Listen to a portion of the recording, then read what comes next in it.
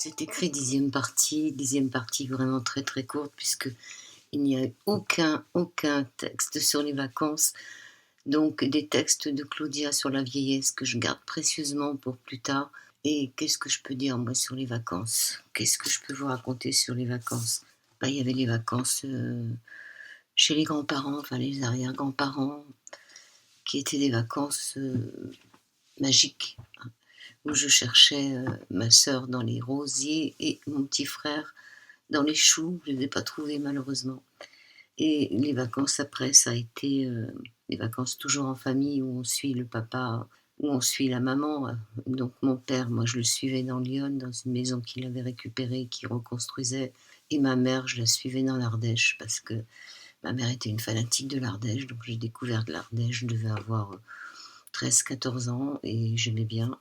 Et puis après, il y a les vacances d'ado qu'on part. On part tout seul à l'aventure avec son copain ou avec des copines. Et puis après, il y a les vacances des parents. Quand on est parent et qu'on veut donner des vacances à ses enfants, c'est déjà une autre histoire. Et puis après, les enfants s'en vont et puis on a des vacances qu'on pourrait passer. Moi, je sais que depuis que les enfants sont partis, je prends pas vraiment de vacances. Je sais pas où vous en êtes, quelles étaient les meilleures vacances. Pour moi, les meilleures vacances, c'était la mer. Parce que la mer, on peut se baigner, et puis on peut prendre du soleil, du sel et tout ce qu'on veut.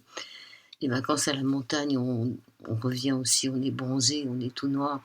Mais c'est pas pareil, c'est froid la neige, c'est très très froid.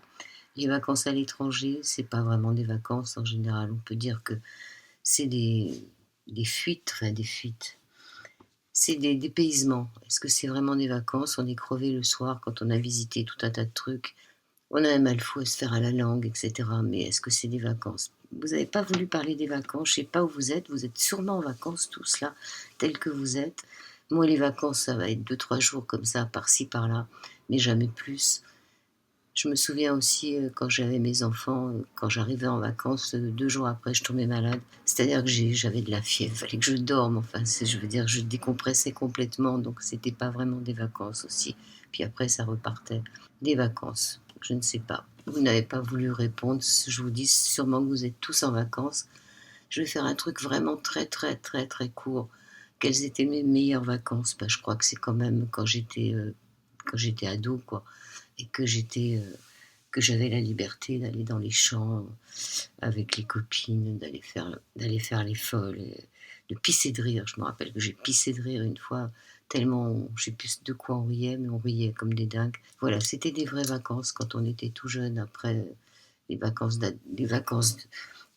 où on part avec son amoureuse, c'est déjà autre chose, c'est déjà plus, c'est glamour, mais quelque part, il n'y a plus toute cette insouciance qu'on avait au départ. Voilà, je vous souhaite une bonne journée ou une bonne soirée, enfin quand vous écouterez, et je vous dis à demain si vous le voulez bien, avec un thème. Bon, vous pouvez reparler des vacances si ça vous intéresse, ou alors qu'est-ce qu'on pourrait avoir comme thème, à quoi j'avais pensé? La honte. Ouais, la honte. De quoi avez-vous eu honte?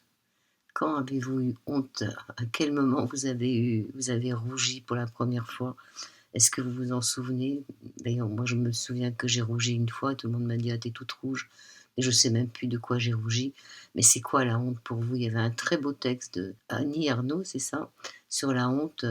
Est-ce que vous avez honte pour vous, pour les autres? C'est quoi la honte pour vous? Allez, on se retrouve pour l'11e épisode de cet écrit. C'est vraiment très court aujourd'hui et je vous remercie de nous écouter. À très bientôt, j'espère, et que le soleil accompagne vos pas en vacances et partout. Bisous, bisous. Et merci Claudia pour tes textes, hein, vraiment c'est sympa. Je te remercie parce que t'es fidèle. Merci, merci Claudia.